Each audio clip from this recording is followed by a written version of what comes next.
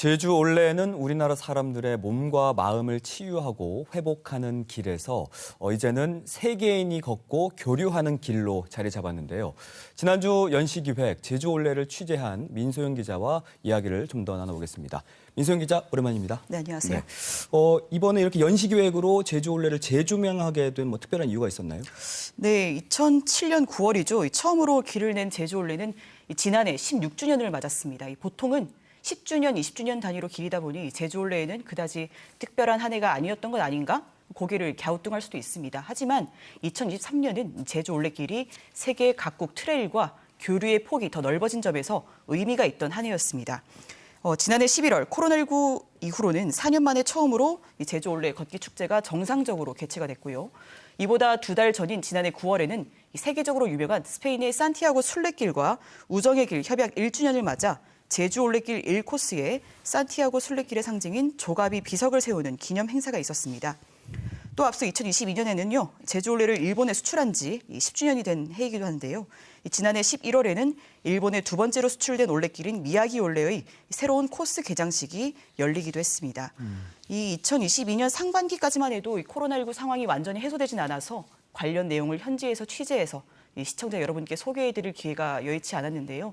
지난해 제주 올레와 얽힌 여러 가지 행사를 계기로 세계로 뻗어나가는 제주 올레를 재조명해보자는 의미에서 몇 달간 취재를 이어왔습니다. 네, 10여 년 전에 제주 올레길이 만들어지면서 그야말로 전국적으로 걷기 열풍이 불었던 게 기억에 남는데, 그러니까 우리나라 사람들에게만 잘 알려진 줄 알았는데 지난주 보도를 보니까 전 세계적으로 이제 보폭을 넓혀왔다라는 걸 느낄 수가 있었거든요. 네, 그렇습니다. 여러분도 잘 아시다시피 16년 전 제주 올레길이 만들어지면서 그야말로 이 전국에 걷기 붐, 걷기 열풍이 이제 불었죠. 네. 이 오로지 올레길을 걷기 위해서 이 제주에 며칠, 몇 주, 심지어는 몇 달씩 머무르는 이 장기 체류 여행자들이 생겨난 것을 비롯해서요.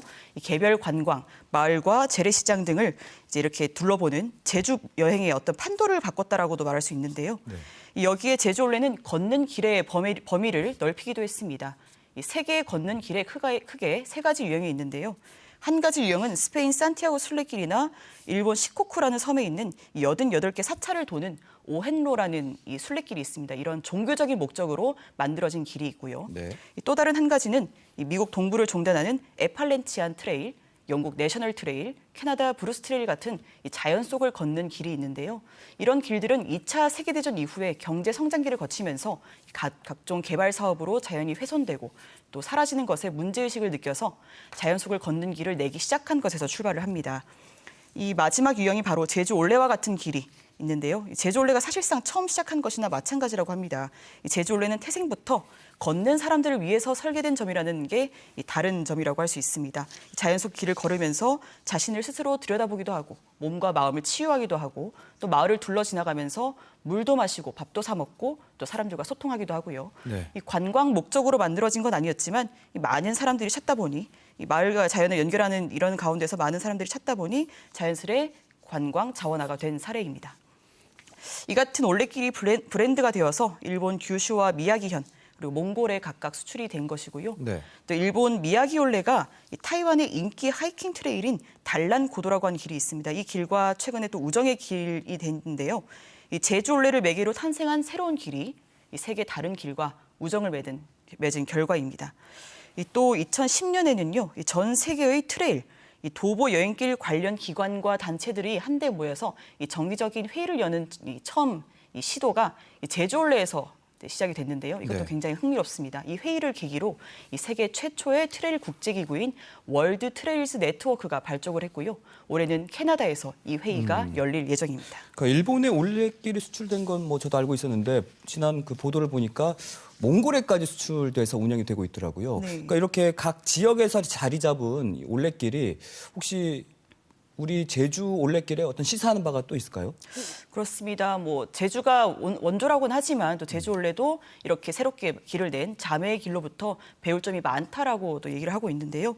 이 외곽 지역 마을 구석구석을 돌고 숲길도 걷고 또 시내 상점가를 지나면서 쇼핑과 구경도 할 수 있는 이 올레길 체계를 그대로 이식한 것이 이제 일본 규슈 올레와 미야기 올레입니다. 네. 이 일본에 수출된 올레길은 올레길이 있는 해당 지자체에서 길과 그 주변을 유지 관리하고 각종 걷기 행사도 개최를 하는데요. 이 매년 가을 열리는 제주올레 걷기 축제처럼 일본 규슈에서도 철마다 코스별로 걷기 축제를 열고 있습니다. 특히 일본 규슈올레 제1호인 다케오 코스에서 열리는 아기자기한 행사가 저희 취재진 눈에 굉장히 인상적이었는데요. 지난해 12월에 저희가 취재한 크리스마스 올레 축제의 경우엔 참가자들에게 산타 모자를 나눠주고 이렇게 받은 빨강 모자를 다 같이 쓰고 올레길을 걷는 모습이 참 재밌었습니다.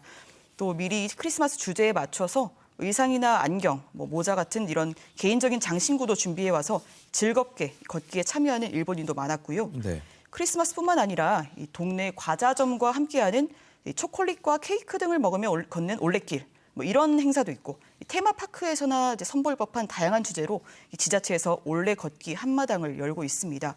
실제로 일본 다케오시는 일본의 한 테마파크에서 장기간 일한 축제 전문가가 공무원으로 채용돼서 지역 축제 등 이런 관광 관련 업무를 맡고 있는데요. 네. 2012년 일본 규슈 지역이 올레길을 도입한 이유는 이 당시 동일본 대지진으로 급감한 한국인 관광객을 다시 끌어모으기 위함이 출발이었습니다.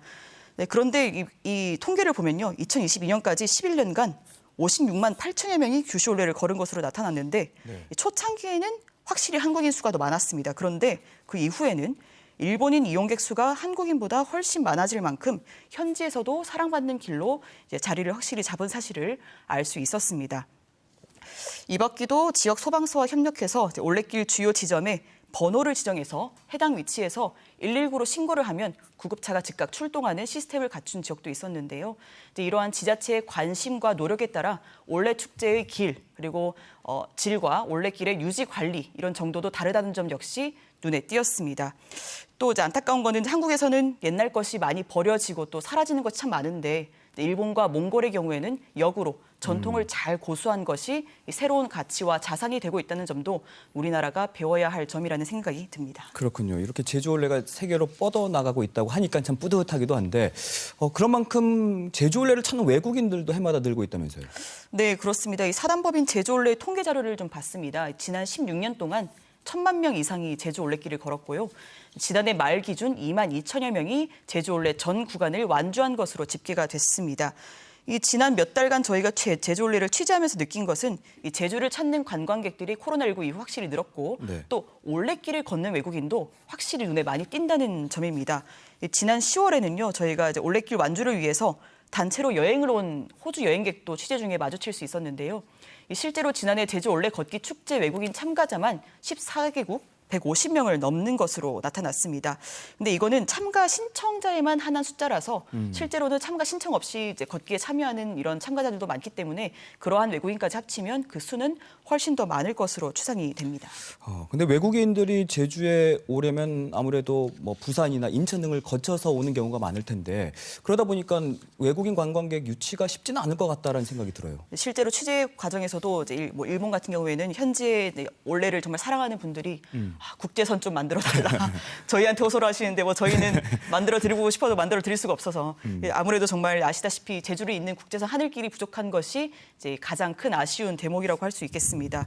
특별히는 이제 일본에서 제주로 향하는 이제 여행객들을 위한 관광 상품에 대한 어떤 개발 필요성도 저희가 있다고 또 취재 과정에서 느꼈는데요. 네. 이 규슈 올레를 취재를 하면서 많은 일본인 올레꾼들을 만났어요. 일본에서도 이제 올레를 걷는 이런 커뮤니티들을 만들어가지고 열심히 그 규슈의 올레들을 걷고 또 제주까지 오셔서 원조 올레도 걷는 이런 분들이 많이 계신데 이제 한 번쯤 원조 올레 한번 가보고 싶다라고 용기를 내볼까 말까 해도 시간 제약이 워낙 크죠. 직항편이 없으니까 경유를 하려면 거의 하루를 꼬박 밖에서 이제 보내야 되는 이런 부담도 있고 또 여행 상품에 대한 또 좀 목마름을 또 호소를 하기도 했습니다. 그러니까 네. 우리 한국 사람들이 규슈 올레를 걷는 상품은 있는데 역으로 일본 사람들이 제주의 올레를 걷는 여행 상품은 찾기가 좀 어렵다는 거죠. 이런 것들을 좀 크게 제주 여행의 장벽으로 꼽았는데요.